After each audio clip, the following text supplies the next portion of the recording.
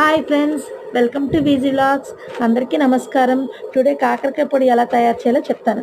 కాకరకాయలని శుభ్రంగా ఉప్పు నీటిలో కడిగేసి చక్రాలు కోసి మనం ఎండలో ఎండబెట్టుకోవాలి. అలా 2 నుంచి 3 రోజుల వరకు మనం ఎండబెట్టుకుంటే ఇలా ఒరుగుల్లా తయారవుతుంది. ఇప్పుడు మనం దీన్ని ప్యాన్ పెట్టి ఆయిల్ వేసి ఈ కట్ చేసుకున్న కాకరకాయ ముక్కలు నూనెలో డీప్ ఫ్రై చేసుకోవాలి. చూడండి, వీడియోలో ఎలా వేగిస్తున్నానో అలాగే మనం వేగించుకుంటూ ఉండాలి.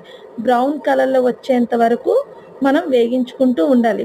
అప్పుడు ప్లేట్లో పక్కన పెట్టుకొని ఇప్పుడు మళ్ళీ మూకుడు పెట్టి దాంట్లోని పొడికి కావాల్సిన శనగపప్పు, మినపప్పు, నూలుపప్పు ఒకేసారి వేగించుకున్నా పర్వాలేదు, లేకపోతే వేరువేరుగా సపరేట్గా వేగించుకున్నా పర్లేదండి. శనగపప్పు, మినపప్పు, నూలుపప్పు వేగించుకున్నాక తర్వాత ఎండుమిరపకాయలు కూడా వేగించుకోవాలి.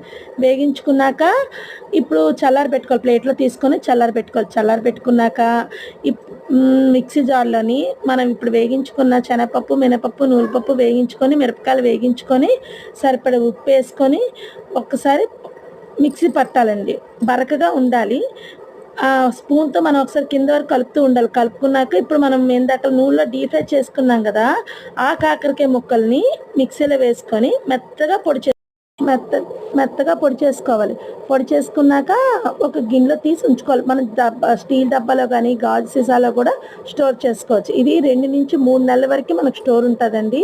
చాలా చాలా చాలా బాగుంటుంది. వేడి అన్నంలో నెయ్యి వేసుకొని కాకరకాయ పొడి వేసుకొని కలుపుకుంటే చాలా చాలా చాలా బాగుంటుంది.